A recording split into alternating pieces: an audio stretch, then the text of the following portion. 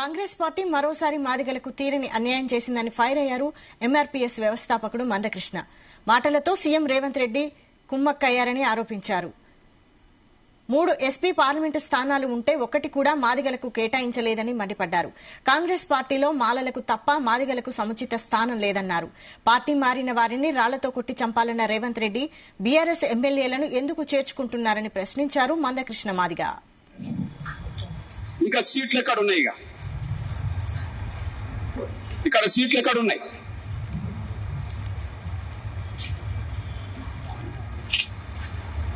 ఇక్కడ సికింద్రాబాద్ పరిధిలో ప్రకటించిన దాని ప్రకారం దానం నాగేందర్ ఓబీసీ, వీళ్లను 50% బీసీలను కాంగ్రెస్ పార్టీ ఇప్పటికీ 2కి పరిమితం చేసింది.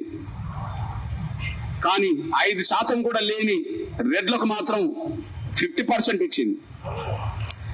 ఇంకా మళ్ళీ ప్రకటించని ముఖ్యంగా కరీంనగర్ నుంచి ప్రముఖ రెడ్డి పేరు వినబడుతుంది, ఖమ్మం నుంచి ప్రముఖ రెడ్డి పేరు వినబడుతుంది. హైదరాబాద్ ఇచ్చినా ఒకటే, ఇవ్వకపోయినా ఒకటే. ఎవరికైనా హైదరాబాద్ ఇచ్చినా ఒకటే, ఇవ్వకపోయినా ఒకటే.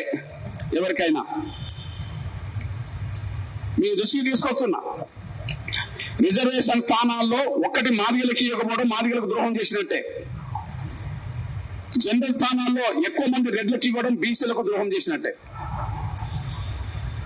50% బీసీలకు 2, 5% లేని రెడ్లకు 6. ఇప్పటికీ బహుశా ఖమ్మం కరీంనగర్ లో 2 రావచ్చు, వాళ్ళకు పలుకుబడి ఉన్నది.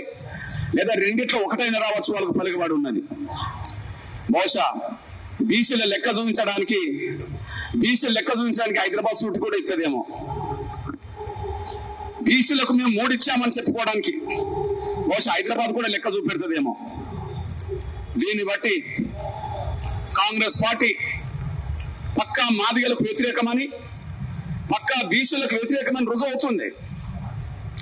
పక్కా మాదిగలకు వ్యతిరేకమని, పక్కా బీసీలకు కూడా వ్యతిరేకమని రుజువు అవుతుంది. కాబట్టి రాబోయే ఎన్నికల్లో